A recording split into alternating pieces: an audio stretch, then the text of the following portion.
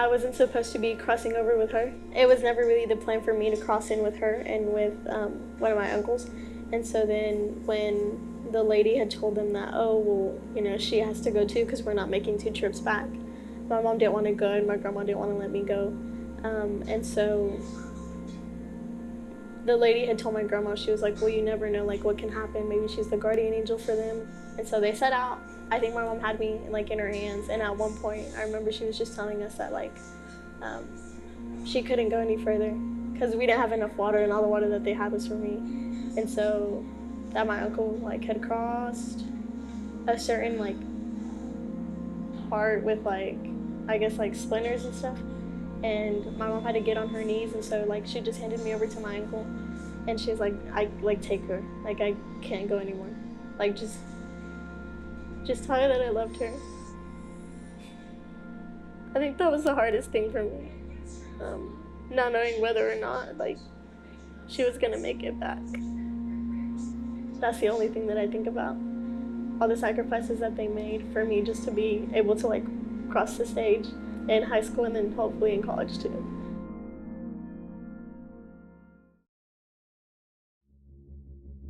They're bringing drugs, they're bringing crime, they're rapists. You wouldn't believe how bad these people are.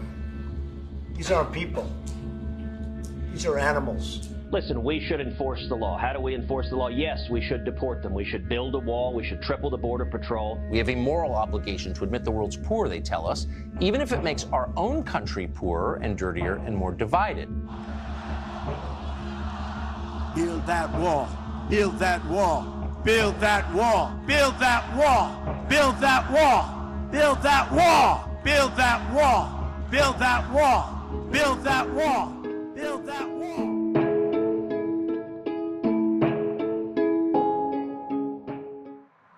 The United States is all I know. It's my home. And just the freedom that we have here. You know, the freedom of speech, your religion, the press.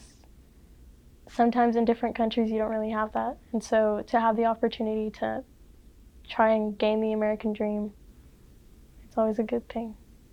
It's home, you know? I understand the culture. It's where I've been all my life, but I guess just basic things like, I don't know, freedom. Well, there's a lot more opportunities, but not for like undocumented people. So I guess for other people it's good, but imagine just coming from another country and having to cross a border, having to cross deserts, having to, when they come from countries where drug dealers rule, or corruption, or the police is corrupted, and they have to overcome that. And the only reason that they leave is because they want to give a better life. So if they overcome that, they are willing to go through this as well. They know it's worth it because they are trying to give a better future to their kids, which those kids, what I try to tell the community in general, they are our future. These are the next generation of well-educated leaders, if we invest in them. I'm from Mexico, in a state called Durango. I came to the United States when I was 1.5 years, so I don't really have any memory of it.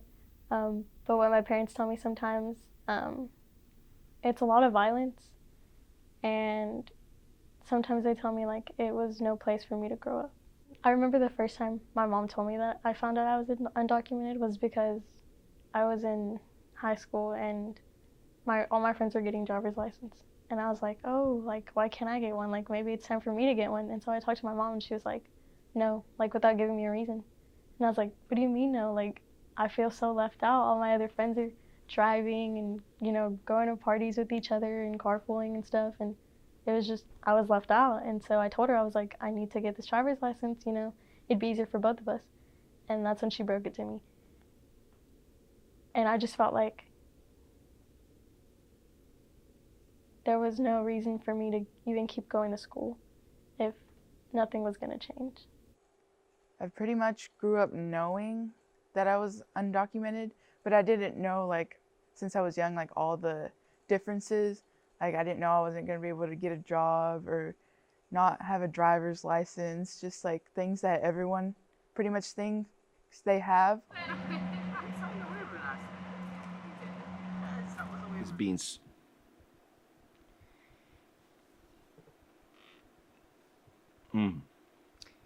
you know, the damage that has been done to young people mentally speaking is gonna last for a long time. Imagine going to schools the day after the elections and some people telling them, even if they were legal here, we're gonna kick you out. Because kids are sometimes ignorant, right? But they are the reflections as to what they learn at home. Imagine that, or they don't thinking, okay, what is that we gonna do? So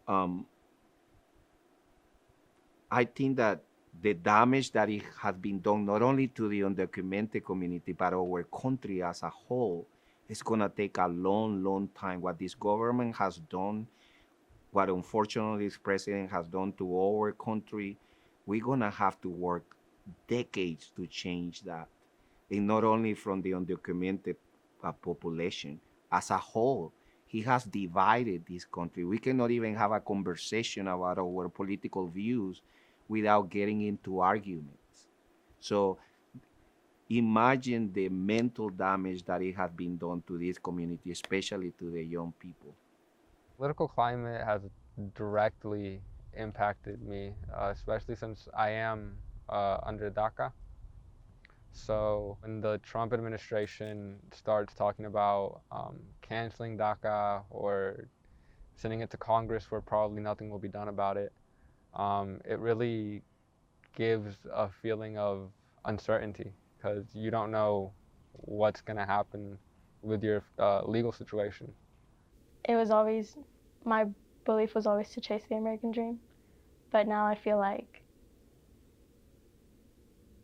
I'm in a country where I have no say and that my beliefs don't matter or that what I say isn't going to change anything. And so I feel like that's why I volunteer with the younger generation too, because I want them to know that their voice matters and that anything that, you know, the difference that they want to make, no matter how big or how small, that they can make it, regardless of whether you have documents or not.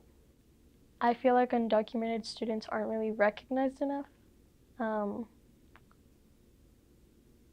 You go through the university, you know, not knowing who could or could not be undocumented, but once you realize how hard they have to work and how hard it is to actually get into a university, not knowing like the requirements for a specific scholarship or anything, it's kind of hard, like just going through that and not knowing if it's worth completing college or not.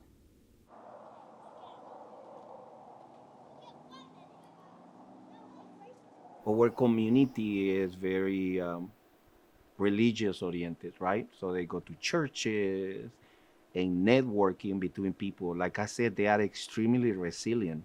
They build relationships. There is like a network, you know, which sometimes is really hard to break into. So I think that the community is coming together. I think that the community is trying to build relationships with one another. It's still a work in process, but it's coming along. Everybody kind of knows each other. It's kind of funny sometimes because they'll relate to like whole groups of people just by their last name. There's just big groups of family here. We have a culture of being hard workers and being hard workers but having morals. We're not only trying to better ourselves, but we're trying to better the community that we're in. We're giving back as much as we can.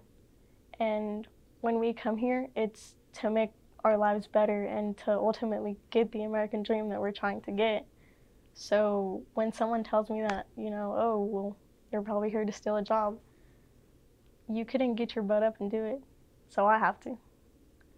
And, you know, people who do have documents and who have just the blessing of being born in the United States don't take a hold of that.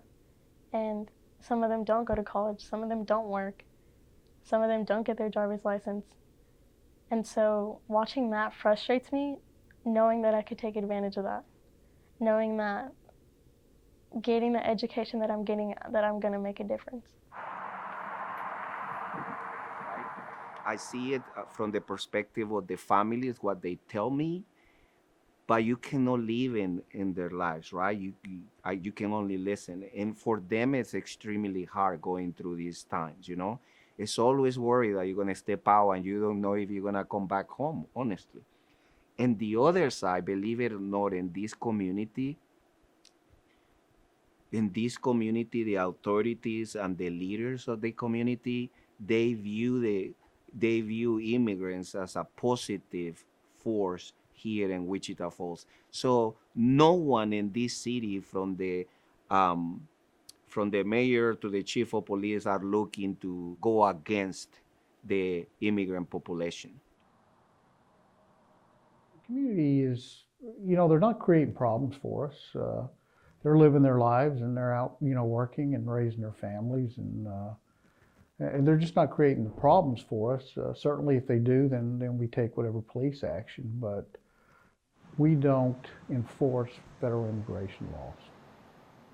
I go to some of these events that are happening downtown, and it's just mixed cultures and people just having a good time, and nobody's really creating issues or thinking there's a big problem. Certainly I wish that they would follow the process.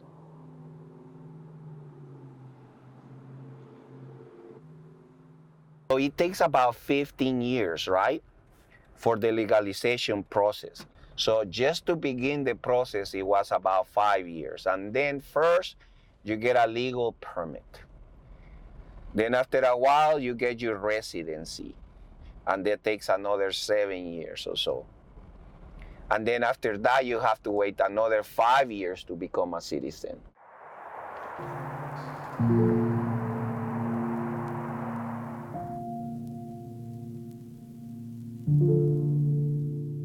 I think in the organization that I'm in, Café con Leche, I think it's been probably the biggest stress reliever. The purpose of Café con Leche is a community organization that we work together with parents and students, promoting a culture of high expectations and post-secondary education for all students. They are resilient.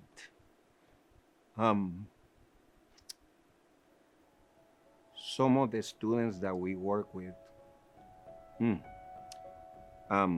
I learned so much from them, I learned that that there is nothing that I go through that can compare to what they go through.